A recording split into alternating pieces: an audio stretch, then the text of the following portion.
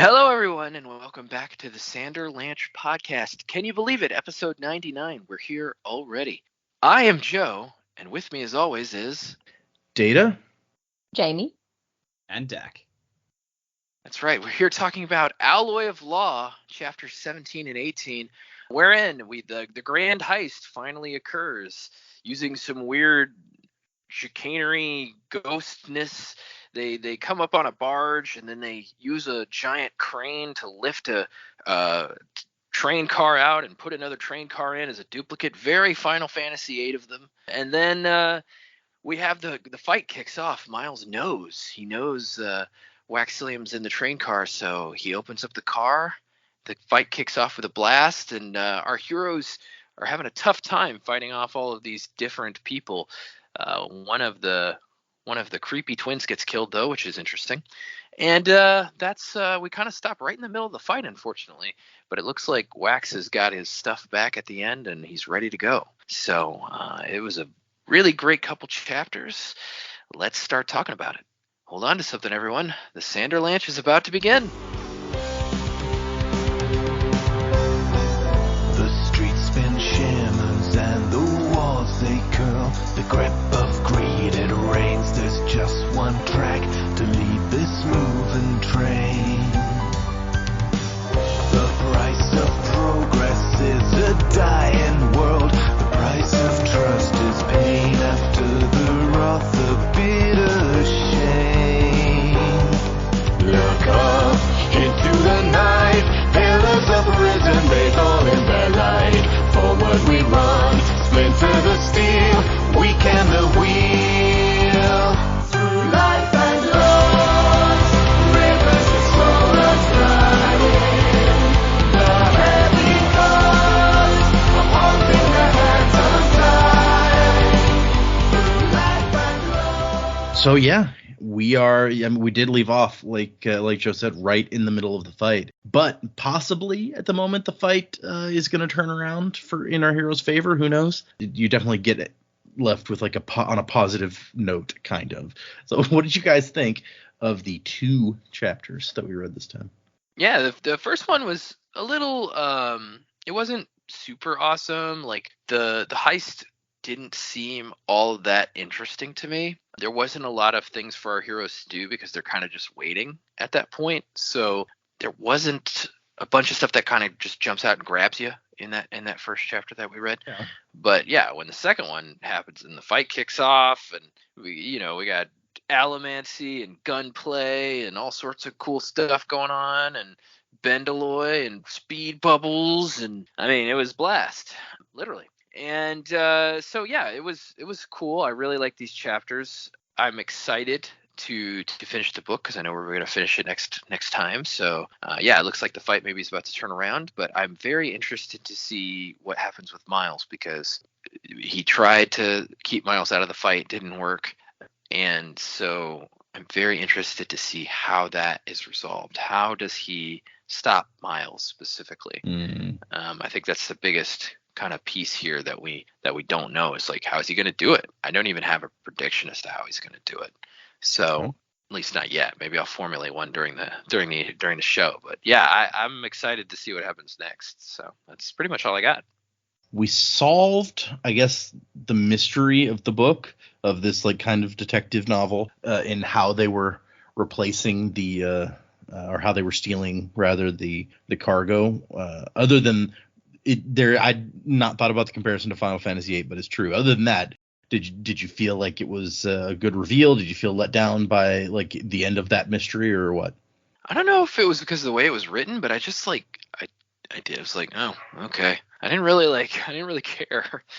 But yeah, and then when I made like, oh, they're replacing the train car like in Final Fantasy VIII, then I was just like, that's just funny to me, because then I'm thinking of like replacing the train car and inside being like a fake monster guy. So it was just kind of funny to me. Yeah, I liked these chapters. I agree that the fight was definitely the more exciting of the two chapters, but I really liked the first one that we read. I thought it was good to finally get some closure on how they had done it.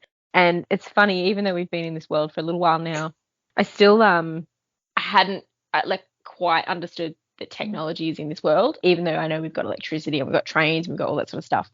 The barge makes so much sense, but I just didn't quite think of it going that way. I don't know what I expected, but I feel like that wasn't quite it. But I liked it, and I liked Miles knowing that Wax was going to be inside.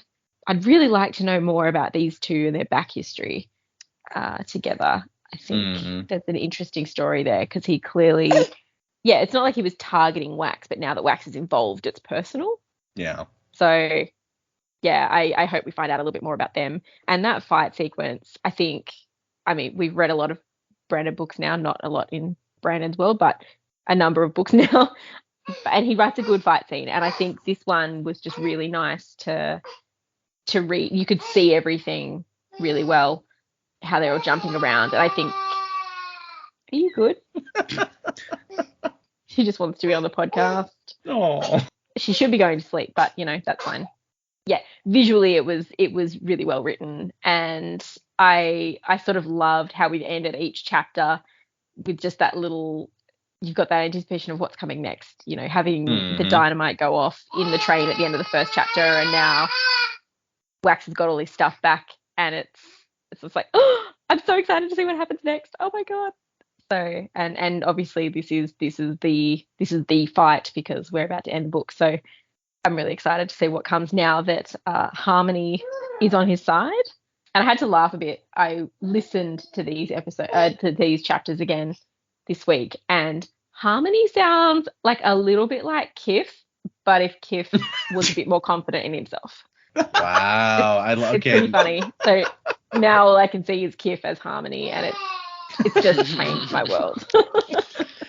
I could totally see back when Sazed was like working for Kelsier, and Kelsier says crazy shit, and Sazed just like, yeah, okay. I could see it. Yeah, okay. Oh, I love this. I've never done audiobooks because I just can't concentrate on an audiobook enough to actually read a book that way. But the more you talk about it, the more I'm like, well, maybe I should check this out. Yeah, it's probably not something that I would do all the time. Honestly, we were driving back from the coast last weekend, and I had to sit in the back seat to keep the baby occupied, and I get quite car sick, and I was like, I can't finish reading in the car, and that was my only time to do it. So I downloaded the rest of the audiobook, and it was fine, and it was kind of nice to just have it on while doing things. But admittedly, I had listened to the first chapter 3 times, so it is still nice to just sit down and read the book. But I guess if you're in a pinch, it's not a bad way to do it. Makes sense. I also like you both mentioned it, but I love that the guessing game going on between Wax and Miles here, where Wax has figured out what they're doing and he snuck in, and Miles is like, well, I know that he's going to have figured out what we're doing and snuck in, but he won't know that I know, so we have the advantage. Yes, it was but very Wax much does a friend. know that he knows that he knows. But they don't know that we know that they know that we know. God. But now everybody knows. It's fine. No, I like these chapters. I was very satisfied with the reveal of how they were doing the train carriage swap and the barge. I'm like, oh, that's cool. I like that. I thought that was really cool. The ghost train on the tracks was just like a false front with a lamp in it. I'm like, yeah, right, that makes sense. Was not expecting them to open the front up and just pull out a Gatling gun, but hey, why not? The fight scene was pretty cool. I'll admit, this one, for whatever reason, didn't quite grab me as much as some of the earlier ones in the book. I think the train top battle between Miles and Wax is still my favorite fight of the book. But there's a lot going on. I think I'm just like, I don't know. I spent the whole thing just going, man, Push and Pull are really just here to be targets. They don't really have personalities of their own, which is kind of weird. I don't know. Those two just bother me, I guess. And the fact that they were pretty much the main targets for a lot of it. Anytime Miles came into the fight was really cool, but otherwise it's fighting faceless goons and these guys who are just like, oh, they're apparently important, but they don't even say anything. It's like, who are you two? Where's Clamps? Yeah. I feel like he was going for a coolness factor with Push and Pull, and I kind of get it. And I actually like the one line that Push has in it where they're like, he killed Pull. He's like upset about it. It's actually kind of adds to it for me. So I think I get what Brandon was trying to do with those characters, but I understand where you're coming from too. It's like, yeah, they're just kind of there. Yeah, and like if they'd been around anytime we'd seen Mr. Like if Mr. Suit had them flanking him a couple of times earlier in the book when he met up with Miles, and like Miles just eyed these two off like I don't like these two, and then they were forced to join him, maybe it'd be different. But it's like they really just sort of Suit just said, "Here, take these two for the final battle that's coming up," and yeah. But whatever, that's a minor quibble in the scheme of things. I loved the conversation with Harmony, and then like he leaves Miles' stuff for him, and Miles is like, "Oh yeah, back in the saddle." That was really cool. But like the greatest moment was like the break between the chapters where Miles is like, "What's going on?" He's looking through the wreckage of the thing, and then he sees the string and he sees the dynamite. He's like, "Ah shit!" and then it explodes. Like that was just pitch perfect. Loved it. Yeah, it's a great moment where he realizes that he's been outthought. Like Wax did know that you knew that he was there or whatever, but Wax manages to take out a couple of guys with that blast. I don't know that overall it really did that much for him. It's again like we say it a bit. It's just a very cinematic way of doing it. You can easily just picture that in your head. You can hear the score they would put under that with the musical sting and everything. So yeah. Yep, it's absolutely cinematic. Like I can see the cutting there where he looks down and he sees the thing, and then it cuts back to him for just a second as he's like, "Oh shit," and then there's an explosion. Yep, absolutely. Yep. It's like the Green Goblin's going, "Oh, bang." Oh man. You get a bit of that cinematic vibe too from when Miles is in the net and then pulls out the dynamite. I thought that was really cool too, because you've got Wax in that moment going, "Oh my god, like I'm the only one that's gonna die in this situation." Yeah. Crap. Yeah. All right. On with the dying. Okay, I guess let's get into. So we start out with Wax. He's in the train car. He has secured the nets. So I guess that explains both what was in that paunch that was super important, and gives you an idea of what these nets are going to be used for, which we were kind of guessing about before. And so he's just kind of sitting in the car waiting. Yep, this will come. Well, I'm on my way. Nothing for me to do now. Got some haze killer rounds in his pocket, and he loads up the coin shot and the pewter arm rounds because he knows there's a guy he thinks might be a pewter arm in the crew. So that's a good place to start. I don't know what made him pick the coin shot round, but because he hasn't met Push and Pull. No, but coin shots seem to be like the most common kind of Alamancer. It feels like between this and the previous series, like it's like anytime you're on Alamancers, there's going to be one coin shot there. Maybe you're right. I felt like pewter arms were the most common, but that could be a bias on my part. Yeah. No, I think Dak is right. I think because especially in the original series when they didn't have guns and it was important to be able to like hit people from at long range. Right. Like sure. they wanted. I feel like there were a lot of coin shots. It was like you have to have at least 2 coin shots in each group of people or something like that. Okay. And so he's sitting next to the cargo, which House Techiel has the aluminum in a big box that's welded to the floor. So he's like, "Yep, this would be real hard for those thieves to steal, all right." Except that Techiel, for all their cleverness, was not thinking about this in the right way. Wax has figured it out. And then we cut to Wayne and Marasi up on a hill.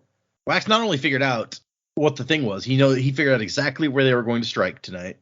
So they're up there. Wayne and Marasi are up there watching. And there's a bit about how Marasi's super uncomfortable in this pair of trousers that she borrowed from Renette. This is totally improper.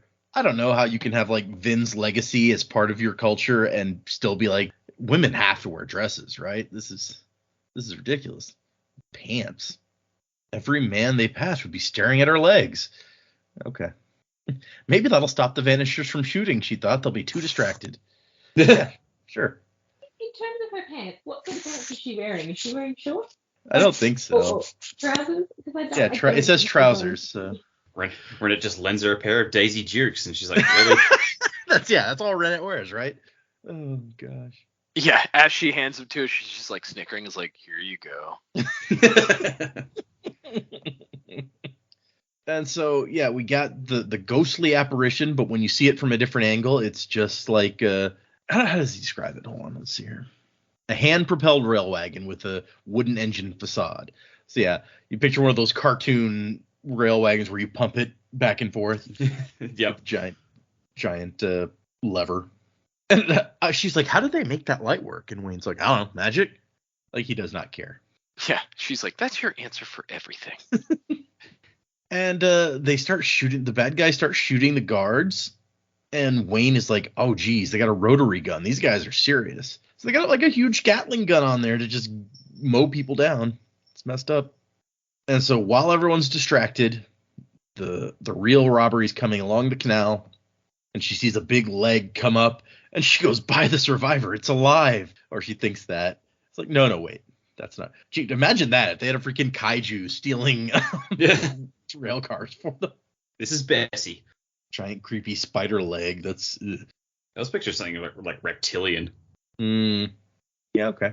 You know, like they got some big crocodile thing just hanging out in the canals, and it's like they just dangle a big ass chicken. And it's like, all right, now you steal the rail car and you get a nice big chicken.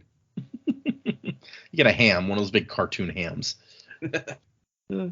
And so now it is a big crane, basically, that swings out off this barge and grabs the vault car and lifts it off.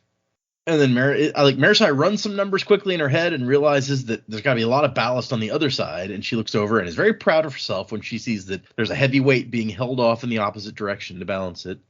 And there's also a duplicate rail car, which, if this is their super special unrobbable rail car or whatever, they must have gone through a lot of trouble to make a copy of it.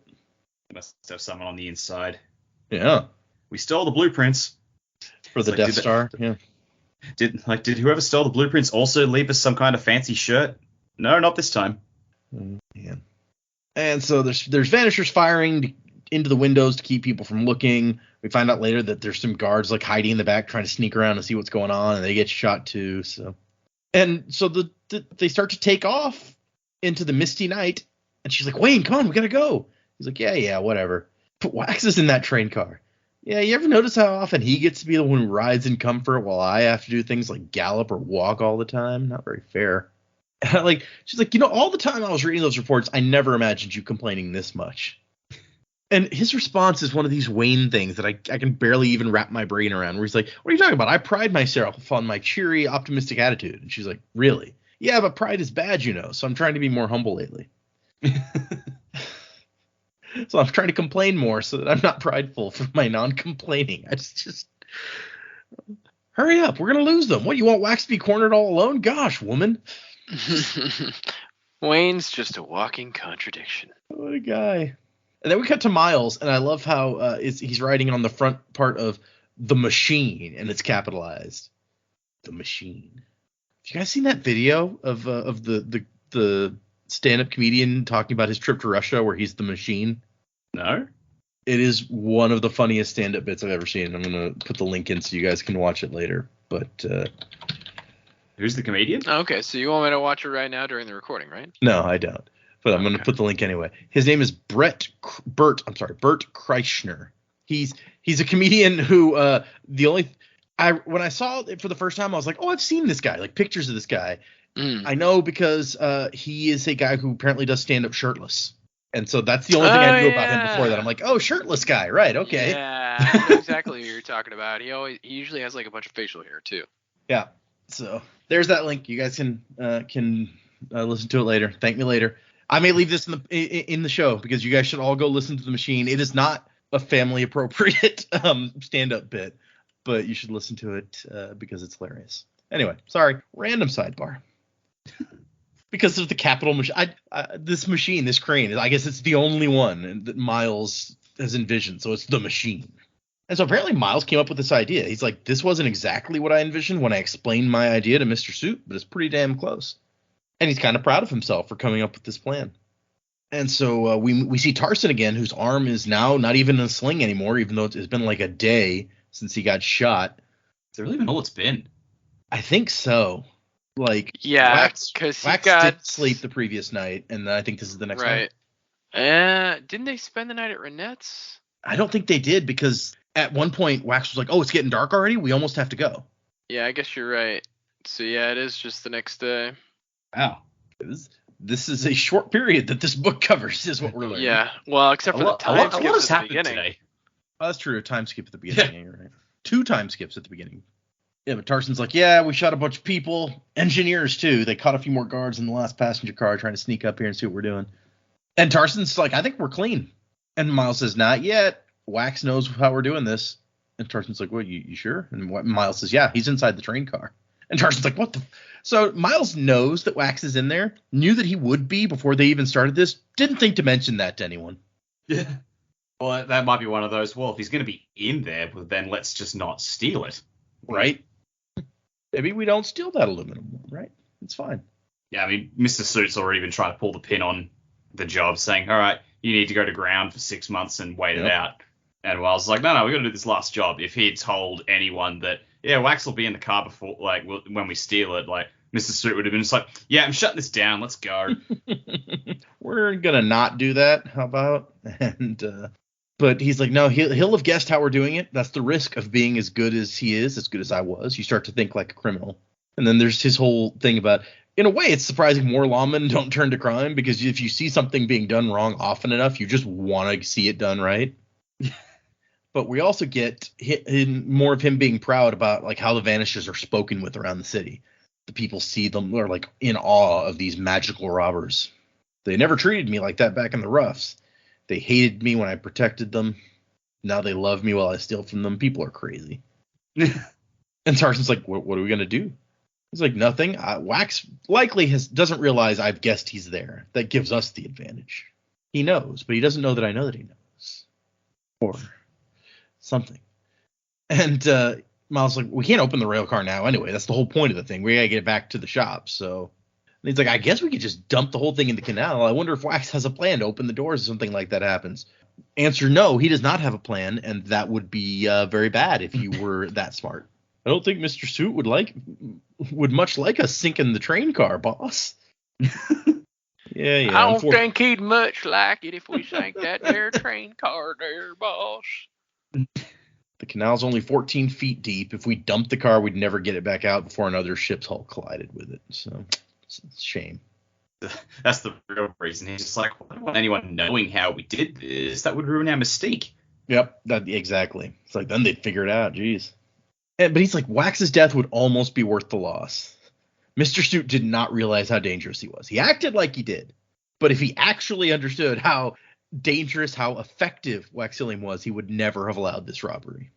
He'd have stopped all operations and pulled out, and Miles would have agreed, except that would mean no confrontation. Here's what Jamie mentioned earlier. So they were never enemies exactly, I guess, from what we've heard in the roughs. But now that they're up against one another, Miles just has to prove that he's better. Now it's personal. Just think of the bit from In Bruges where like Ray Fiennes is holding the hotel woman at gunpoint, and she's like, why don't you two just put your guns down and go home? He's like, don't be stupid. This is the shootout.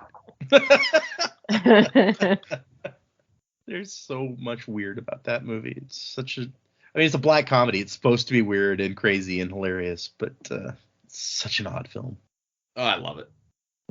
You're an inanimate fucking object. Still my favorite line from that movie. Forever. And so then Push and Pull show up. And apparently the freight dock they're using is the dock for the Iron Spine, that one of those two skyscrapers that's being built. So they're right up in the middle of town, basically. And as they go down, and Push and Pull are just right, they're shadowing him at this point, basically.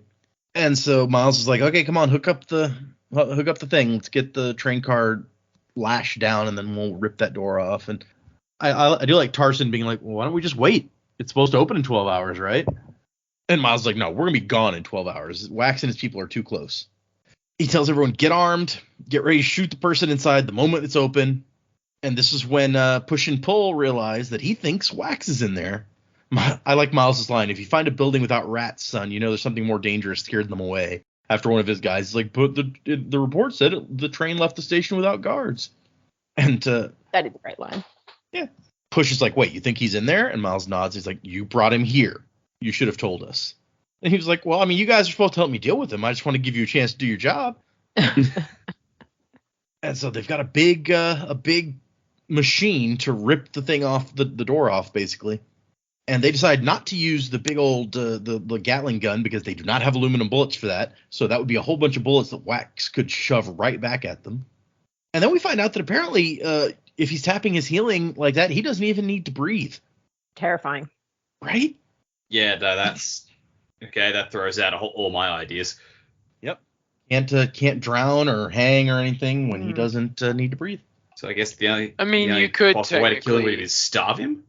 Well, you could do cement shoes and put him underwater until he eventually runs out of gold. Yeah. Right. Yeah. He's just down there for like 4 years, just going, I'm so bored. But Miles is very annoyed that even when he stops his breathing, he cannot shoot as accurately as Wax can. Wax just is like a natural at shooting, and it's almost a shame to kill a guy like that. It's like burning a one-of-a-kind painting, a masterpiece, which makes me think of Emperor Soul. I'm like, hey, Shai did that. That's where my mind went straight away. So, sometimes you got to do it, right? Scraps of metal spraying free, bolts snap. One hits Miles in the cheek. Maybe you shouldn't stand so close. And Miles is like, come on, Wax, play your hand. What was your plan here? Let's see it. Poor fool. Wax could never stop himself when a woman was in danger. And this is when it happens. He looks down at the door that's been ripped off and sees a thin, like a fishing line, thin type of string leading into the rail car attached to something on the door. What's dynamite? Aw, hell. And then somebody pulls the string, and we cut to Wax's perspective of the explosion. Outside, the entire room shakes. I don't know how much dynamite that was, but it was a good shot at taking Miles out. He was apparently standing right on top of it, and even that was not effective at killing him. Damn shame. So he pops up, does a quick scan, 4 men down at least.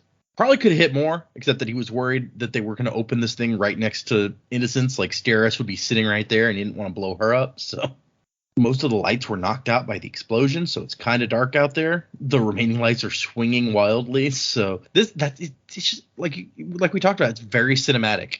Like that's the kind of crazy lighting that you can picture in a movie.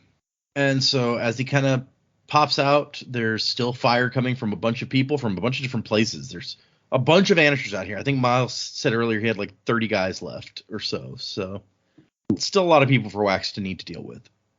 All of a sudden, he unmuted his game in the other room, and I had to... anyway, sorry, got distracted by video game noises coming very loudly. Took me a second to realize that you were talking about in real life and not in the book, and I was like, who's playing a game in the other room? That would be hilarious, actually. It's like, yeah, there's an explosion, and someone's like, guys, we're trying to play Parcheesi in here. It's like Wayne doesn't show up, and it's because he's playing like a game in the other room, and she's like, "Oh, mate, I almost got 4 in a row on this Connect 4." In the audiobook, does he have like? Because it sounds like he would have like a British accent from the way he talks here, does he? Wayne sounds like, actually no, almost like a bad Australian accent. Like someone who can't do a very good Australian accent. Putting up that one crossed with a bit of Cockney. Interesting. Wow. Okay. It's not really what I thought. Miles is really like kind of like low and slow, and Marasi kind of sounds like that but higher pitched. Yeah. She's It must be like, hard though. yeah. I was thinking he's playing Connect 4 with Marasi. And she's like, I got it. He's like, where? She's like, 4 in a row, diagonally. Pretty sneaky, Marasi. Oh my gosh. It took me a second to figure out what you were doing there. That was good. Okay. Yeah. So, okay. Sorry. Back to the thing. This is where the shootout starts. There's a gunfight. I don't know if anyone ever looks at these episodes after they come out, or the blurb that I write for each episode. But for the last one where we had that big fight with the Vanishers in the ballroom at the wedding, it starts off with just all in caps, "There was a firefight." And then it's a quote as from that guy from Boondock Saints, because that was the only thing I could think of. Yep. Freaking Green Goblin. What's his name? Willem Dafoe. Willem Dafoe. Yeah, he's great. Willem Dafoe. And so Wax kind of dashes out and hides behind some boxes, and he starts trying to take some people out. Hits a Vanisher in the forehead. shoots at another guy and then discovers, oh, hey, that guy is a coin shot as he flings the thing away from him. And he's like, well, I got just the bullet for that. Okay. But he gets kind of you have no idea how frustrating this entire chapter is to me, where he's constantly trying to get the shot on the guy with the cool coin shot bullet. And spoiler, he does not manage it in this chapter, and it annoys the crap out of me how many times he tries and fails. I think that might have been another reason this fight scene didn't grab me as much, because I was just kind of waiting for that to happen, and it just didn't. So Yeah. Yeah, I almost feel like I kind of like that aspect of it, because while it is annoying, at the same time, it's like, okay, well, this is like this, it's not, you don't expect it. You don't expect him to basically not be able to get the shot off. So it's something different at least. yeah. Plus, if he does manage it in a later chapter at any point, it'll feel more earned because of how much he tried and failed to do it here. Yeah. Like that, it definitely feels earned and even realistic that you got your super special bullet for the one super special guy, and you can never get one-on-one enough a moment in the fight, which is what would happen in a fight with 30 guys. So yeah, I mean, it happened to the Vanishers in that first fight. They'll have the aluminium bullets, but they weren't expecting to use them. Yep, exactly. And so as he's trying to get a better aim on the coin shot, he runs into Tarson. And Tarson, it's just his eyes widen in surprise, and he takes a punch. Never mind that he's holding a revolver in his hand. He was surprised, just run right into Wax. And so he's like, I need to not get punched by this guy, because he's clearly cold blooded, maybe a pewter arm too, considering how fast he's recovering. A punch from that would be bad. I like how, like, the first things Wax notices about the guy is like, this guy has ashen skin. Oh, he's got Wayne's hat. Yep.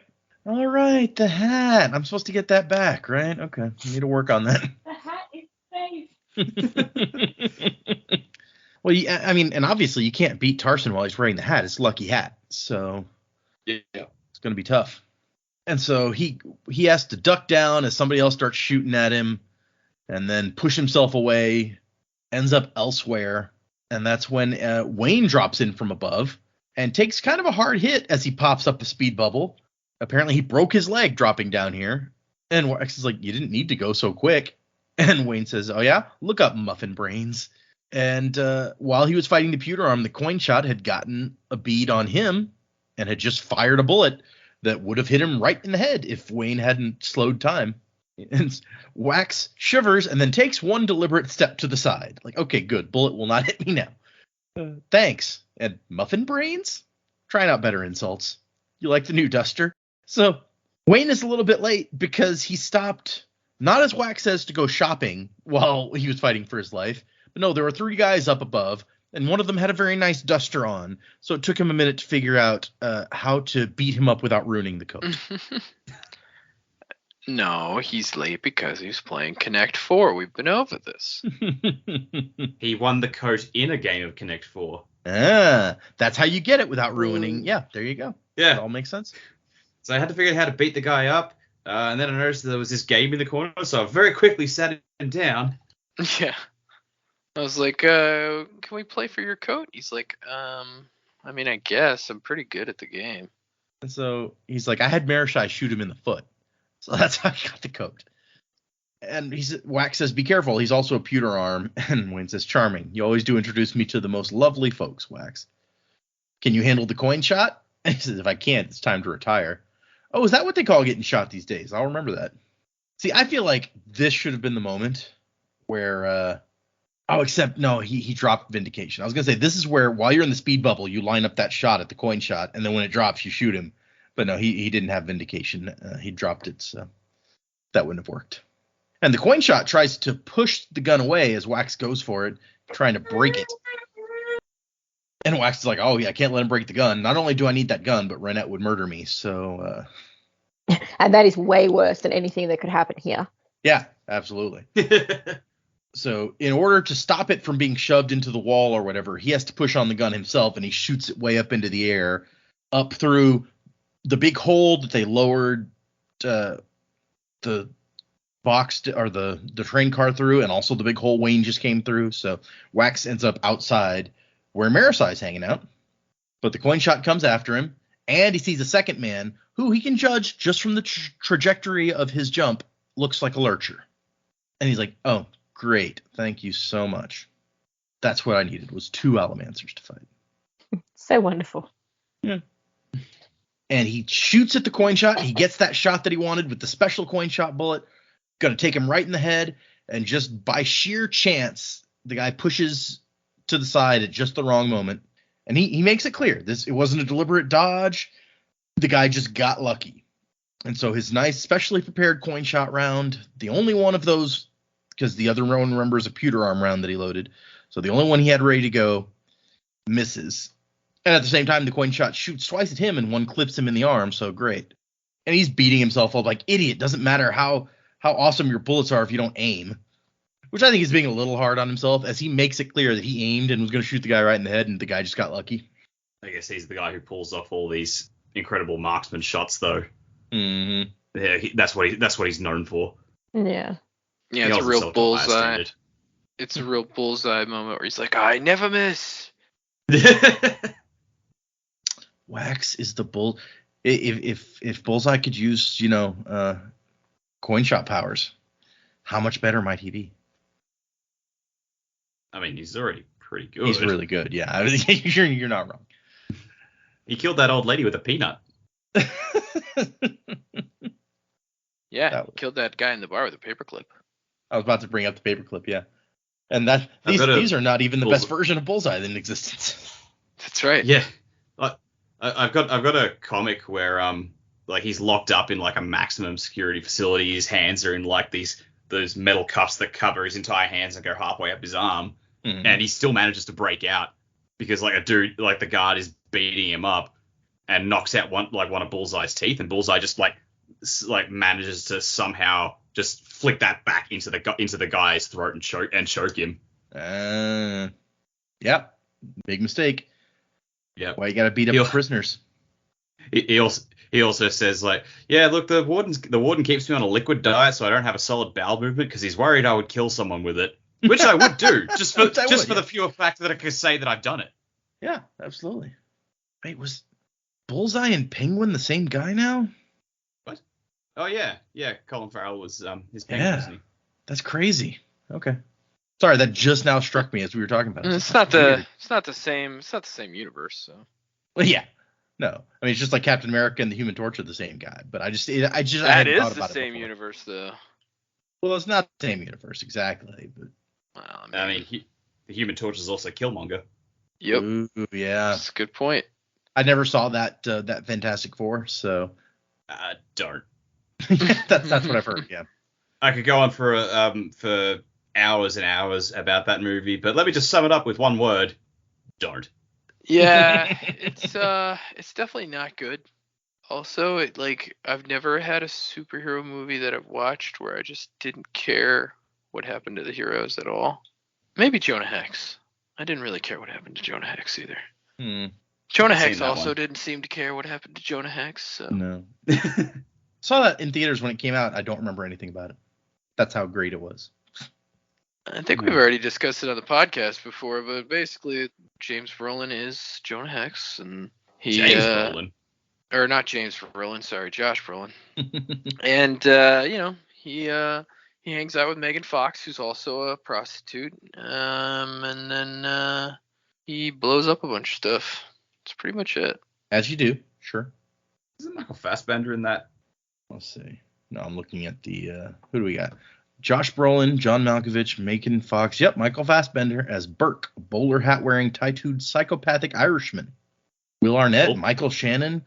Man, this is Michael Shannon. Holy great shit. cast, actually. Pretty big cast, yeah. You think with a cast like that, how do they fuck it up? I mean, you can just compare it with the other movie that has Ulysses S. Grant as a character, Wild Wild West. They managed to screw up with an amazing cast. Point. Although I still like to watch Wild Wild West every once in a while just because it's hilarious. It's one of those hilariously bad movies. Yeah. Anyway, we've gotten so far off. Sorry, guys. Wax and the coin shot and the lurcher are kind of dancing around in the night, trying to get a beat on the other as there's like mist and what have you out here. And remember, this is right in the middle of town where the two big skyscrapers are, so it's not like they're out in the middle of nowhere or something. And he gets a beat on the lurcher, and he takes a shot at him, but the lurcher is pulling bullets to a plate on his chest. And so Wax thinks about it for a moment and then pulls out his other revolver and fires 6 shots, rapid fire, at the Lurcher.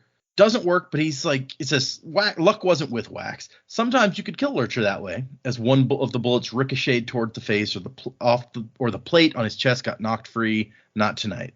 And I love that, as rare as Alamancers are in general, and as rare as I guess Lurchers probably are in particular, Wax has enough experience trying to kill them that he knows that sometimes you can get lucky and shoot a bunch of bullets at a Lurcher and kill him that way.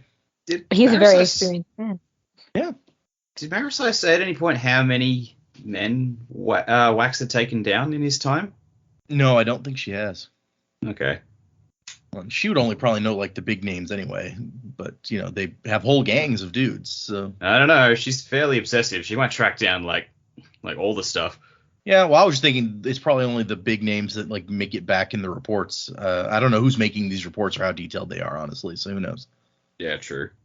And then he's gonna go back down to try to get another shot at the Lurcher, and then he hears a shot, and the Lurcher screams and hits the ground, already bleeding. And Marasi pops up from a shrub and is like, "Oh, that looks like it hurt." Hurting is kind of the idea, Marasi. Yeah. Targets don't scream. And Wax goes, technically he was a target too. I'm sorry. Next time I'll yell pull. Oh, no, it's funny because the Lurcher was called Pull. Oh, yeah. Never occurred to me until just now. That's just like a stealth pun Brandon worked in there. Yep. That's why they're called Push and Pull. So the Marasi could kill them. Pull! Or like Push just screams out, pull, after he gets shot. Yeah, it's great. Nice. But Wax goes back down. He's like, all right, there's the coin shot. And also Wayne is in the middle of fighting all of the other Vanishers right now. So he heads back down. There's some guys are dead from the blast. Others Wax has shot. And then some Wayne has taken out, but right now, basically all the Vanishers are up at one end of the tunnel shooting at Wayne, who's dancing around like a crazy man, puts up a thing, hits a guy, puts it back down, appears where they're not expecting him, basically, calls out insults as the bullets to miss him, and then moves on again.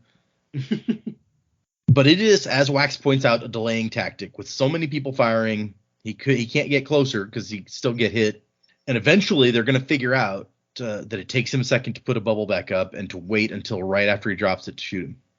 And so he gets another stick of dynamite from Marasi, tells her to find cover and go ahead and try to hit that coin shot when he follows me down, because she's got those aluminum bullets. So very useful. And Wax dashes into the room firing, and they cry out and duck for cover. They're like, oh, we don't want to mess with him. Wayne wasn't shooting at them. He's just dancing around.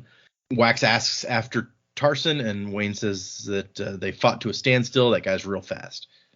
And still has my lucky hat, damn it. There's more reinforcements down the tunnel. For some reason, Miles hasn't brought him in. And Wax is like, I mean, you get too many guns in one room firing, and you're more likely to hit each other than to hit us. So keep those guys in reserve. And Wax gets him to say Miles, where he thinks Miles is. He's like, okay, the first plan to deal with Miles is still a go. And Wayne says, I don't think it's going to work. And Wax says, that's why we have a second plan. So let's hope this one does work. And Wax chucks the dynamite on him at the guys down the hall. It's not like a cartoon where he lights the fuse and throws it, or even a movie. They do that in movies all the time, I guess. This one had, he says, it's a different kind of detonator. A pulling detonator. Just like, I guess, what he blew up earlier. So he has to throw it in there and then shoot. It did occur to me, it's like this could be a good use for lurchers if they got around. If you make the blasting cap like Alamantic and just pull on it from a distance. Like if Pull was still out there and Wax was just standing there with this thing in his hand, Pull could just go yoink. Yep, that's a good thought. I like that. Let's see. Wax runs back to the vault car and ducks inside as if to find cover and reload. And that's Miles steps up to the doorway. He's like, hey, Wax. And Wax is like, hi, Miles. And then pushes on the hooks that he's affixed there, and the nets spring free and drop on Miles. He gets caught in these heavy-duty fishing nets, Which is probably a good guess. I don't recall if anyone made that guess about why the nets were needed, but we were talking about like tying him up in some way. So he leaves Miles just kind of thrashing around in the net. He's like, look how clever I am, Wax is thinking. You don't have to kill him, you just got to incapacitate him. And that's when Miles looks up, grows calm, and reaches into his pocket for his cigar case, from which he pulls a stick of dynamite. And then I think hell is exactly what Miles thought at the end of that previous chapter. This is where Wax goes, hell, and throws himself out of the car. And there's an explosion, and Wax takes some beatings from this explosion. He actually passes out for a minute. When he comes to, he is bloodied, dazed, and just now rolling to a stop. So he's not knocked out for that long, just in the time that takes him to fly through the air and come to a stop. And there's Miles standing up, his clothing shredded, much of it blown off his body, but he's whole. And Miles gets a speech about, isn't it obvious that I've been chosen for something great? Why else would I have this power? Why else would we be what we are? And yet we let others rule. Let them make a mess of our world. Careful, Miles. Your Magneto is showing. Yeah, really, it's true. Can't you see what important work we could be doing? Can't you see that we're meant to be doing it, perhaps even ruling? It's almost like we have these powers, like we, with the powers we have, are divine. And Wax just coughs, because he's injured from an explosion. And Miles says, some of the criminals that I captured out in the roughs tried tying me up. You think I'm so stupid I don't realize that's how to stop me? I guess, thank God, all those criminals tied him up with still giving him access to the cigar case. That's what I was going to say. Like, you tie his hands behind his back, he can't get his cigar case out. Like, what are we doing? It's like, you should have asked the criminals I caught out there in the roughs. Some of them tried that. And Wax is like, I couldn't talk to the criminals. You killed them all, Miles. And he goes, yeah, so I did. Oh, yeah, I did kill those guys. All those guys. I killed them all. All right. So apparently Miles, his method of law enforcement was not capturing any criminals, just killing all of them. I guess that's a way to go. Not that we've seen Wax try real hard to capture a bunch of people. Like, he shot Tan in the head real good, but I don't know. I guess in the Wild West it was very like that. Yeah. I don't know about you guys, but it's like, I know when I'm playing Red Dead Redemption 2, yeah, I'll get more money if I bring him in alive, but it's so much easier just to put him down. It's true. So Wax, coughing and bleeding, crawls behind some boxes next to where he landed, and then he collapses, and we cut back to Wayne. And Wayne is fighting two Vanishers in his speed bubble, hits one of them with a satisfying crack, and the guy falls down. Then he maneuvers around the other guy to where, I guess unbeknownst to this guy, he is between Wayne and all of his friends outside the speed bubble who are shooting. And so then he drops the speed bubble and lets that Vanisher die from the bullets of his friends. Wayne gets another guy in a speed bubble, hits him with a cane in the neck. The man gurgled in surprise, and then Wayne smacks him in the side of the head and he drops. And so he's working hard. Takes his last chunk of Bendeloy. He's like, this is not good. Also, his metal mines are almost drained again. He hates fighting. So fragile, like this way, so fragile. A single gunshot could end me. I mean, I'm like everybody else. That's very disturbing. Like, that's in a way, it's oddly reminiscent of what Miles was just saying, where he's like, we have these powers, we're like special and stuff. And then Wayne's like, man, I'm just like everybody else. I can't heal. How messed up. He sees Tarson again. The guy still got his lucky hat. He's not hurt too bad from the dynamite. He's like, that's a shame, but at least the hat's doing okay. And then he spots Wax being hurled across the room. His suit had been shredded and burned along one side. So he's like, oh crap, I gotta go help him. I liked the whole, it's like, have there been another explosion? I thought I heard something, but these bubbles really just mess up sound waves. Yeah, and I bet they do. Like, that makes a lot of sense, right? Like, yeah, no, I really like that little note. It's like, oh, that's cool. Yeah. And just he starts heading towards Wax to help, and then he gets a shot in the arm. And he taps his last smidgen of healing. Not enough to fix the gunshot wound, barely slows the bleeding, but it's what he's got. And that's when he sees the coin shot, and not just the black suited coin shot, but he's holding the rifle that Renette had lent to Marasi, which means something has happened to Marasi. And Wayne thinks, well, this is going to hell faster than Bendeloy burns. Wax is down, but Marasi, who knows what happened to her, Wax would want me to help the girl. Okay. And so he heads that way towards the coin shot. Meanwhile, Wax is groaning with pain and reaches down to his ankle holster with his little 2-shot gun and discovers that the explosion has apparently broken it, that's a shame. It will not cock any longer. And then, remember, he put in his earring earlier, so he has a little thought out to Harmony where he's like, I thought I asked for a little help, and he hears a voice back, and a little help is what you received, I think. Well, it's like, that's when you know it's legit Sayes, because he throws in the I think. Yep. Classic Sayes. Well, could I have some more then? Please? I must be very careful in playing favorites. It upsets the balance. Your god. Isn't playing favorites kind of the point? No. The point is harmony. Creating a way for as many as possible to make their own choices. And Wax is just like, man, I'm going crazy or something. The explosion really must have messed me up. And the voice is like, are you divine, as Miles claims that Allomancers are? And Wax is like, if I were, I doubt I'd be in this much pain. Then what are you? This is a very bizarre conversation. Yes. That's the best response. Like, sure is. And Wax is like, how can you see things like what the Vanishers are doing and not do something to help? And Harmony says, I have done something to help. I sent you. And then Wax recognizes right in front of him his own trunk. The one he'd taken with him when leaving for the Roughs 20 years ago. The one he'd brought back with him to the city. The one that he'd put his guns into that night months ago. And the tassel of his mist cloak or his mist coat is hanging out of the side. And Harmony says, "You're welcome." It's an awesome conversation. I love that. I would love to know how Sayes got it there. Did he just like snap his fingers and make it appear there, or? Well, we saw Miles find it earlier when he was looking for his own stuff. It's like, oh yeah, there's that trunk of Wax's stuff that Mr. Suit had us take to try to set him up or something later. I missed that. And so yeah, I mean, I don't know if Harmony influenced where it was placed or what, but so it worked out. Marasi is hiding in the shadows. The coin shot had been hunting her down for what she'd done, and he'd shot a few times into the boxes and then walked over, and instead of finding her bleeding and dead, she was simply unarmed. So yeah, that is better of the two choices.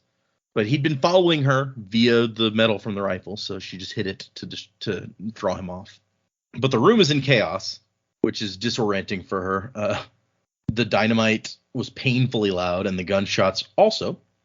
So she's never been in any kind of fight before the Vanisher showed up to that wedding dinner, so now she's dropped into a war zone, basically, in the middle of this confined space, and she's like, I don't know what to do. I've left my gun behind, now I have nothing.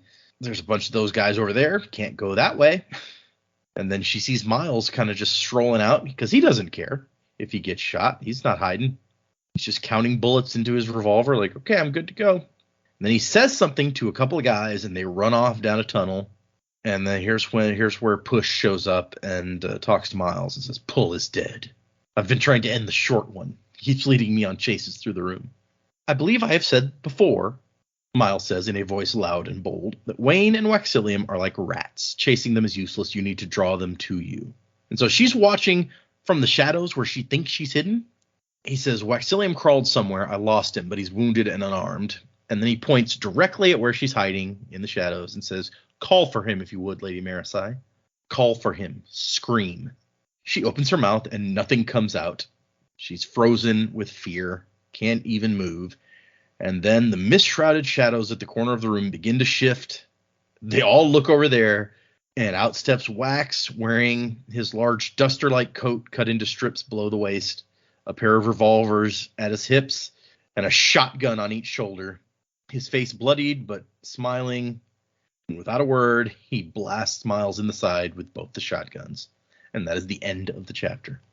So unless those are magic shotguns, that didn't kill Miles, but... You know. Miles isn't dead, but that's a very cool way to end a chapter. That's a very cool visual. Yeah. So cinematic. And Brandon said it. The whole book is very cinematic, and it's just also at the same time, yeah, how could you possibly have a movie that started here? Oh. Okay, so we have 2 chapters and an epilogue left to wrap all of this up, guys. What do you think is going to happen? Well, I think we're going to defeat Miles in some way. Maybe not kill him, because that seems less likely. But I think perhaps we'll be able to find a way to defeat Miles and move on with, with our lives here. However, I don't think that the mystery of the set and Mr. Suit will be wrapped up in this book. I just don't see that happening. I foresee that will kind of go on into the next books in this series. So what I'm specifically thinking is going to happen is the fight will come to a head, some kind of either by speaking and being like, yeah, we shouldn't do this, although Miles may be too far gone for that. Either by speaking or by just getting one up on Miles. Somehow the fight will come to an end, and the immediate mystery will be solved. However, I don't know that they will get the women back, and so maybe the epilogue has more to do with how they find that out, how they figure that out, because I don't know that the women would just be hiding down in the cave or down in this workshop. So I think that that's something that we're not going to get at the end of this book. It doesn't seem likely to me, unless it all just comes to a very abrupt conclusion, which we know Brandon has done that in the past. So, but yeah, that's as much as I know right now. Things I like the pace of this book, but with how quick it's gone, I feel like I haven't been as able to predict what's going to happen next. So Yeah, I think if I recall right, Mr. Suit specifically says keep that one Steris. I'm not gonna send her along with the rest while Wax is after her, because he won't give up looking for her or something. So yeah, it definitely implies that the other girls are not around. Yeah, so maybe he'll find Steris, but not anyone else. Okay, so I think Wayne will successfully get his hat back. Yay, hat. Really the most important prediction here that we have today. He's so close. I really hope he gets his hat back. I agree. I think 2 chapters and an epilogue is not enough to do up all of this, but I am a little bit torn on that, because I think, did you say originally this was not meant to be a series? It was supposed to be a standalone story? Right, yep, this was going to be just one book. Yeah, so I mean, whether it was the standalone book and then he decided to expand it, or whether he held off some of the mystery into further books once he decided it was going to be a series, I don't know. But I was sort of thinking that they wouldn't find Steris in this book. They will defeat Miles, and I still think it's got to come down to putting Marasi and Wayne's power together. I mean, we haven't seen Marasi use her powers at all yet. So I think that's got to have something to do with it. And especially, how heavy she was on, it's such a useless power. There's got to be something there. I also had a thought. I don't know if we, when Sazed became Harmony and he sort of rewrote things, do you still have to snap to get your powers? Not saying that they go out and beat their children now to snap them or anything, but is it possible that maybe Marasi's got some other powers that she doesn't know she has? And she is in that close bloodline.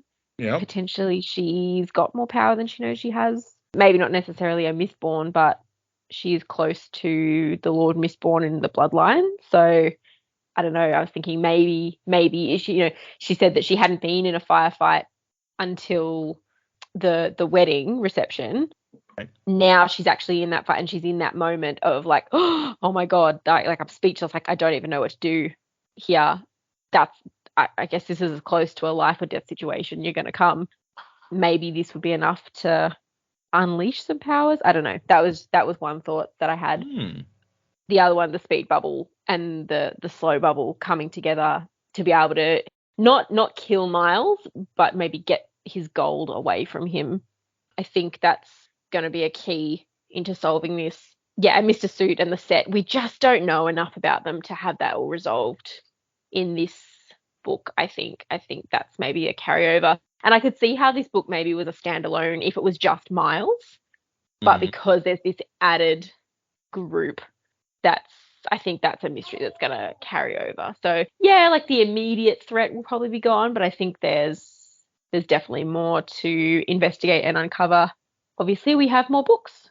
So Well, and I guess an important note is that this was going to be the only story in this time period, but then there was another trilogy coming up that would take place some maybe hundreds, I don't know, we don't know how long after these that would have been. So if there's some weird big shadowy organization, it doesn't even necessarily need to be solved here. It could just play into like, here's where it was founded, and then it plays into somehow being a weird like CIA in that future or whatever. I don't know. That's just random thought, but that's the kind of thing that I thought when I first read this book was like, maybe this is something that'll come into it later, because like you say, when you get to this point, it's like, how's it going to wrap this up in time? I don't.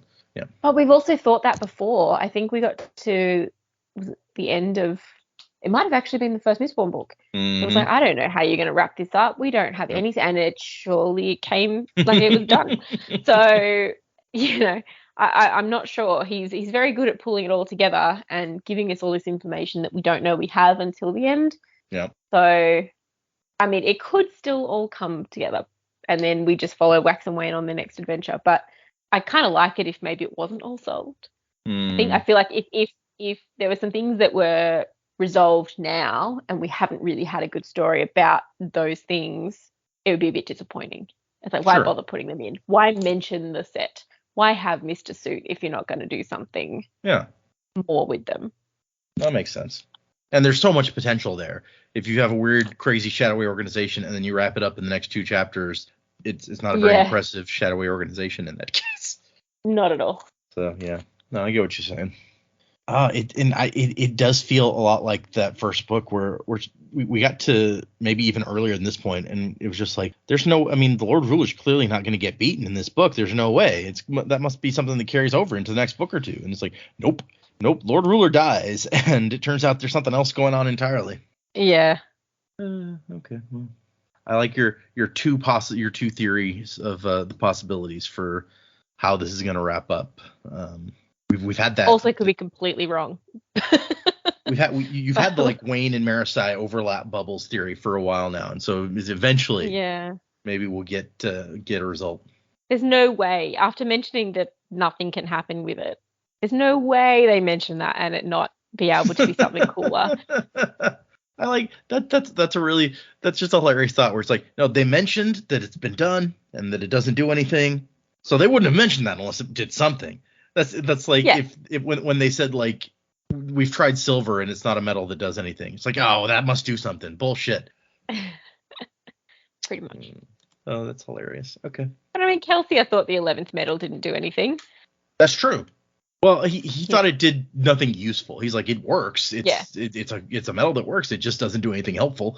Yeah. You got to look at it differently. That's same thing happened with the railway robberies. You just had to look at it differently. That's it. Yeah, no, I agree. I think the overlapping speed and slowing down bubbles are going to be key in stopping Miles in some way. I still don't quite know how. I have this image in my head of Marasi's put the larger bubble up, and then they're in Miles's smaller bubble within, but not Miles, Wayne's smaller bubble within, and Miles is like stuck on the precipice between the two bubbles. So inside they're going at normal time, but something happens to Miles in the gap between the two bubbles, like in the outer layer of the bubble, the Marasi's one. So. Yeah. I don't quite know how that's going to result in his defeat, but I feel like it is. And yeah, I also agree. I think like we've really only gotten a couple of vague mentions very close to each other of the set. So I feel like Miles is going to go down, and he's basically going to do what the Lord Ruler did and hint that there's something worse than him out there. And they're just like, I wonder what he's talking about. Oh, I guess we'll find out, sort of thing. Maybe Mr. Suit will be on like the railing above them, just like, next time, Gadget, and just disappear into the shadows. I love that. But yeah, I feel like we will find Steris, and she's gonna see that Marasi and Wax have a thing for each other, and like she's gonna add some clause to her contract saying this is perfectly acceptable, or like she's gonna alter the clause or something. She's gonna give some way of giving her tacit approval while at the same time still being obsessed with paperwork and minutiae of that paperwork. So I imagine she's just been bugging the hell out of her captors all this time with like, these are not regulation ropes that you have bound me with. Or something to the... I can just imagine Clamps just going, it's like, oh god, just take her, go, get out. I mean, where is Clamps? We haven't seen him That's a good this question. whole time. But yeah, so I think that's how it's all going to go down. They will stop Miles, but overall, yeah, Mr. Suit and the set are going to get away. They might not even be aware of them out there. They'll be aware there's something, but they won't know who. But yeah, it's going to be very much tomorrow is another day for another adventure kind of ending. It seems to just fit the tone of this book. It's been very much a fun adventure, sort of a pulp story, rather than the dark and gloomy atmosphere of the original Mistborn. So, yeah. I was sure that you're like, Steris is going to see that there's an attraction there, and so she's going to go and alter the contract to be like, you can have a mistress, but do not sleep with my sister. And you went the opposite way with it. So, okay, bold. I feel like Steris isn't a bad person. She's just... Yeah, she's like Wayne. Like, she thinks on a very different level to everyone else, and she thinks in terms of paperwork. I don't think she's awful. I don't think it would be awful to be like, my future husband is not allowed to sleep with my sister. Like, that's pretty. That's I mean, yeah, it but does she, seem like a reasonable request. Because I mean, yeah, even if you're like okay with your husband having a mistress, which is, you know, it feels odd to me, but there's people who are into that, right? It's a different thing when it's your sister, I think. I don't know. Maybe she secretly wants her sister to be happy, and this is the only way she can think to do it. Okay. I don't know. Interesting. We haven't spent enough time with Ceres to really get a beat on her, so this is just my hunch. Is like she's actually not a total cow. She just thinks in terms of stipulations. Oh, okay, that's fair. There's one thing that I meant to, and it kind of slipped my mind for a minute. Jamie brought up snapping. And if that's still a thing that happens, that's actually not something that has been addressed in the book so far. But Brandon has been asked and has mentioned that, yes, people do still snap to get their powers, but Sazed changed how that worked. We don't know. Okay. He won't specify how he changed it, but it is in some way different than it used to be. I mean, I assumed that Sazed wouldn't stand for having children beaten to figure out if they're, allomantic or anything, but in a traumatic situation, maybe. I mean, you would hope that people don't get their abilities just in traumatic situations, but this is like the West, Wild West situation. You know, things happen. Yeah, cool. Okay. Yeah, just before I forgot about that, I was going to throw that out there. Do people have to snap to get the ferrochemical abilities too? I don't know that that's ever actually been mentioned. No idea. Yeah, I think I just assumed they were born with ferrochemical ability. Yeah, me too. That's what I thought too. But I don't know that it's been mentioned like one way or another. So that's an interesting question. Maybe I'll look up. Maybe he's been asked that and has answered. I'll have to look later. Yeah, possibly. Okay, so for next time, we're reading to the end, chapters 19, 20, and the epilogue. So we're going to finish this up. Next time, everyone, episode 100, we have discussed if we're going to do something weird or special for it. Still haven't decided. So I guess tune in next week to find out. But before we wrap up, we have 2 emails that I wanted to read. The first one is from Arad, and it says, "Hiya, DJDNJ. I have wanted to write for a long time, a year-ish, I guess, but would eventually end up just chatting on the Discord instead. Finally decided to send an email, though. P.S. I know it's risky, but any chance of Joe, Dak, and Jamie on the Discord? It could be very fun, but I get why maybe you wouldn't. I found an amazing community to chat with in the listeners of the podcast, and it's all thanks to you guys." Okay, I'll pause there to say that it is something people have asked for, and it's something I've considered before. Because there's ways to do it. We could let them into the Discord into like only certain channels they're allowed to be in, right, where there's no spoilers that are supposed to be allowed.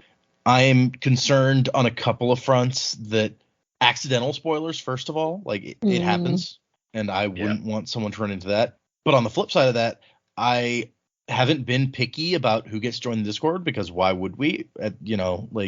Anyone who wants to can jump in. Some jerk could just be like, "Oh, they're on the Discord, huh? Let me join for 5 minutes to be like, hey, and spoil really important things and get banned." And I really don't want that to happen, and I don't want like one person to spoil the entire show for everyone who listens, basically. So that's why I have decided against that. But so yeah, that's been my thinking there. Not to say that couldn't change in the future, but that has been where I've been on that. Back to the email. Sorry. I've been rereading along with the podcast, and it's really cool to see where your predicaments go and how scarily accurate you can get. It also really hits home how good Sanderson's foreshadowing is. The podcast is a highlight of my drive from work, especially with all the tangents and references, which I don't get a lot of, to be honest, but they're fun nonetheless. I love the dynamic y'all have, especially when you're backing up and elaborating on each other's wild theories. Special shout out to Data for sneaky hints and misdirections. It's a difficult thing to do, and you pull it off well. You also don't get as much credit as you should for all the organization, editing, and planning you do to put these out every week. Looking forward to the rest of Waxing Lane. Hey. Don't suck his dick, man. Come on. Wow. Everyone's allowed to say nice things about it. He doesn't need his ego any bigger than it is. Let me tell you about this guy. Oh no. He thinks very highly of himself already. Don't worry about it. He's fine. Oh my gosh. Yeah, it's No, I mean, thank you for saying nice things. Yeah. We privately tell him, thank you for his hard work and all that good stuff. I mean, he's not wrong. Joe, that is. I mean, if you think, like, Dak and I first met on the Red versus Blue forums, which are now, I guess, the Rooster Teeth or whatever. And The forums aren't there anymore. They're gone. Yeah, they are. But, like, the title under my picture on the forums was always right. So, that's just, that's There's a me. whole running gag about that, yeah. Yep, that was the I don't want, I'm not even gonna say running joke because it's the running truth of my existence, really. Is collective sigh. A collective sigh from the blood-related person on the show. Yeah, he has to deal with the always rightness in his daily life, and it hurts so him. right all the time. So I can't blame the man. Times I've worshipped at his feet with how right he is. Anyway, back to the email. Looking forward to the rest of Wax and Wane. You're hopefully going to have a blast. It's my favorite Cosmere series. If you want some advice, Volcano Theories will serve you well. Wasing to the time of next. Love from India, Arad. And then there's a PS. I don't know if it makes sense to discuss this right. Yeah, India. I don't know if it makes sense to discuss this right now, but I did have a thought about Well of Ascension that I'd like to run by you. Joe said that he felt the writing was weak near the end of the book. I propose that it is weak near the start, which made the characters not matter to you. And if Brandon had been able to pull you in at the beginning, the end would have been more satisfying. Just my 2 cents. I don't know that I agree with that, but now the next time I read it, I'm going to be thinking about that. Yeah, I haven't. I still haven't given any of those a reread because I don't want to warp my mind with more Brandon that I've already consumed yet. But India is another country where there's a lot of English speakers, so it doesn't surprise me that an English podcast could find some audience there. Oh yeah, it's just the fact that it's this is a country we haven't brought up before. It's like we really are just global, which is weird. Well, just as a group, we're global. We're on opposite ends, basically. So. Prestige, worldwide.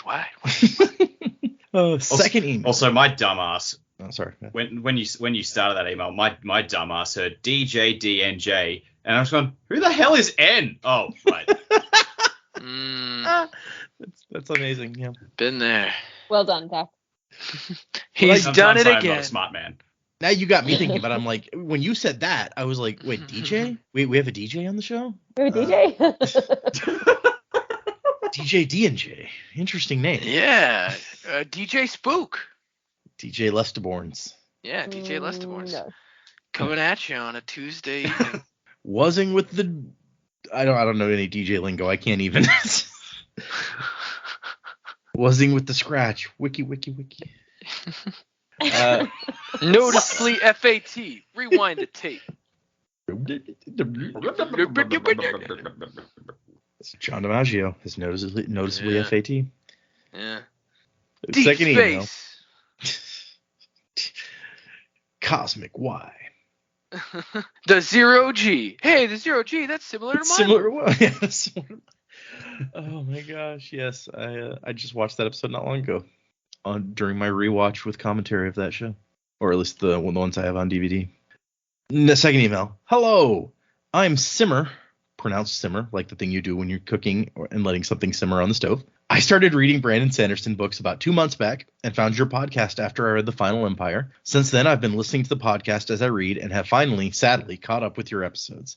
I love the podcast since none of my friends read these books, and it's great to hear people talk about it while I'm jumping all around my room because of something that happened. It's going to be really tough from here on out, and I know I'm going to be waiting for each new episode desperately. I have 2 main predictions for Alloy of Law that I wanted to share / get out of my system, so I'm just going to put them here.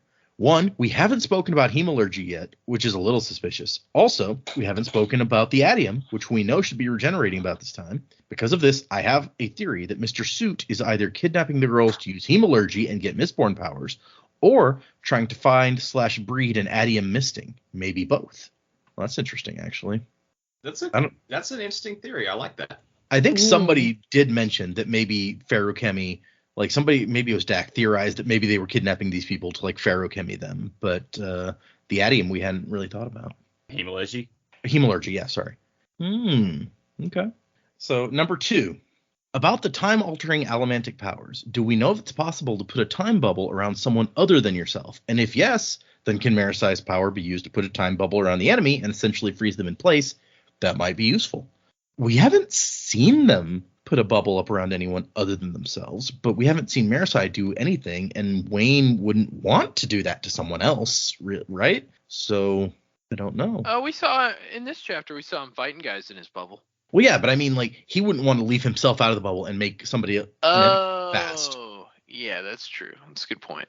So Also, you can't enter the bubble? Or if you entered the bubble, wouldn't you still be subject to whatever was happening in the bubble? So if there was a bubble around Miles and you went in to that bubble, you would be at the same time as Miles and have no advantage? Yeah, that's a fair point. I've just assumed from when we've seen Wayne do it that you have to be inside the bubble to make the bubble, but we don't know that for sure. I guess that's interesting. Yeah, I don't know that you could project the bubbles either, because I think it's around you, because it really is affecting you in an area around you because you're the one burning it. It's not. I don't know that it's something you can project. Well, and because I don't know that he can even shape it much, because he had to like wait. When he was at the wedding dinner earlier, he had to wait till like the people at the table next to him had left because he couldn't like maneuver it, so he was only catching the people he wanted to catch, right? So if you can't even maneuver it like that, you probably can't like shoot it over there. But I like the thought about possibilities being put in here, the way that you're like, maybe we can use the time bubble this way. That's some creative thinking there. I don't know that it would work, but I like the way that you're thinking there, Simmer. So, yep, those are my thoughts. I would love to hear what y'all think about it, and keep up with the great podcast. P.S. I love hearing the baby throughout the episode. Please never cut that out. Well, you're in luck, because today's episode, she has continued for the entire time. She still hasn't napped. She's been awake for like 5 hours now. So, yep. Oh, God. It's going to be fun later. Thank you both for the emails. We appreciate it. We love the thought-provoking questions and stuff. That's always fun. And I love being complimented, so feel free to keep that up. That's good, too. If anyone would like to send us emails, the address is thesanderlanche@gmail.com. You can find us on Twitter and Instagram and Facebook and places such as that. Music by Miracle of Sound. Throw that in there.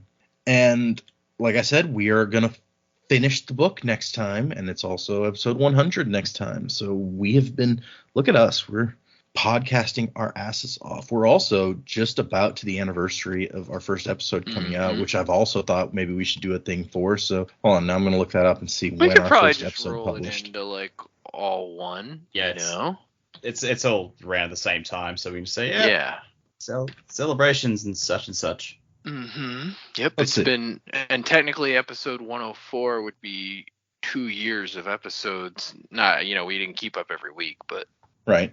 Our first episode published April 20th, 2020. So yeah, that's like 3-ish weeks from when we're recording this. So that's pretty quick, yeah. Well, I mean, that's pretty good in terms of missing episodes too. That's not bad. No, that is dang close. Yeah. Weeks without content, but also like that's not bad. Yeah, but we also let's pat ourselves on the back. Record. So we wait 2 weeks between recording and releasing, or roughly. So Right. that's almost pretty much bang on of 2 years of recording when we were actually recording next week. Mhm. Hmm. Yeah. Well done, We're- team. Yeah, we're good. Yeah, look at us. Look at us. Who'd have thought? Not me. Oh my god. Yes, thank you everyone who has stuck with us this long, and especially for people Yeah. like Simmer who've just found us a couple months ago and then powered through. I'm always impressed. And the more episodes we go, the more impressive it gets. Yeah, that's true. Yeah. I want to say, and if you're too shy, you're too shy. But I want to say, if you've been listening since episode 1, like roughly April 2020, I'd like for you to write in and tell us about your experience listening to the podcast. I'd just be interested to know who's been listening like since the very beginning. That'd be cool. I'd like to give you guys a shout out if you have been, and if you haven't been inducted to the Mystic Crew, and if you've never left a 5-star review, I definitely do that for you guys. If you're one of our listeners that's been here from the beginning, you guys are awesome. I don't think there's probably there may be a person because like I had put out 2 episodes before I even announced anywhere that our podcast existed.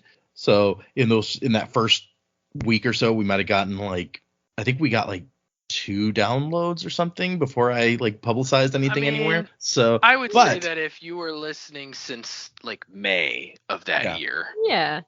Because then we now you got me bringing up hold on. You got me looking at numbers. Oh no, it's time for the statistic hour with data. Yep, he's gonna regret it. Let's see. I always regret it. Let's go all the way back. Let's go 24 months back. So April. I'll take anal bum cover. So we put out 2 episodes in April, and I announced it when the second episode came out, so almost the end of April. So it would have been the 27th, I guess. And we have 407 total downloads for April, so that's not terrible actually. We got and that would have been over the course of really a few days at that point, since it was April 27th that I put out the announcement. Yeah, so that's a pretty good start. And then we went up to 1,100 downloads for May. So there were a fair amount of people even that second week. And if we got 400 downloads, that's 151 of the second episode and 256 of the first episode. So that's at least 151 that probably listened to both episodes as soon as it came out. So yeah, there might be quite a few that joined in on that second week.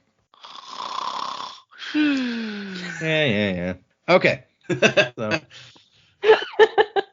So yes, the last 3 chapters for next time. I'll be very interested to see what everyone thinks about how everything wraps up, and about any shocking reveals, because there's always a couple of those at the end of a Sanderson book, right? So we'll have to see what that's like.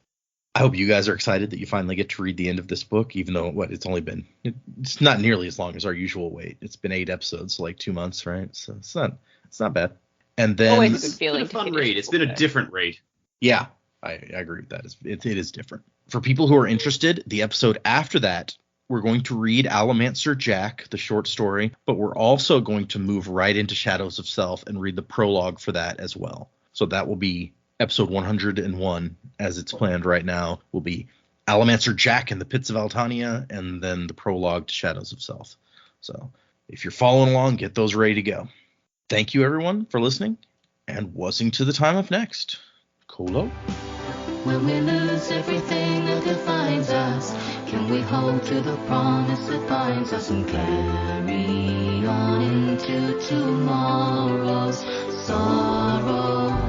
When we're facing the ghosts of our destinies, will we turn or remain in the memories and choose to lead or choose to follow sorrow?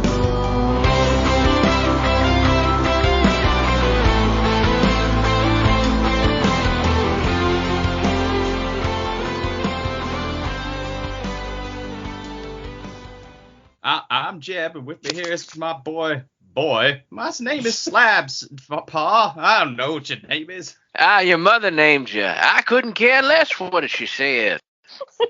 Honestly, I thought she was gonna die. Yeah, she was so doped up. She just said the first thing that popped in her mind. I told her that's a bad idea, but she didn't listen to me, so here you are. Slabs. Good Lord. What was she even thinking about a slab for? Was she thinking about that's where she gonna end up, or she need that much of beer?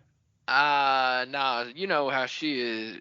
They put that epidural in her back. She couldn't feel nothing. So she just came to thinking about cold custard, how they make it on the slab. You know what I'm talking about? I don't know what they call it, but it's like ice cream, but it's not. It's custard. And she started thinking about that marble slab. I think that's what it was.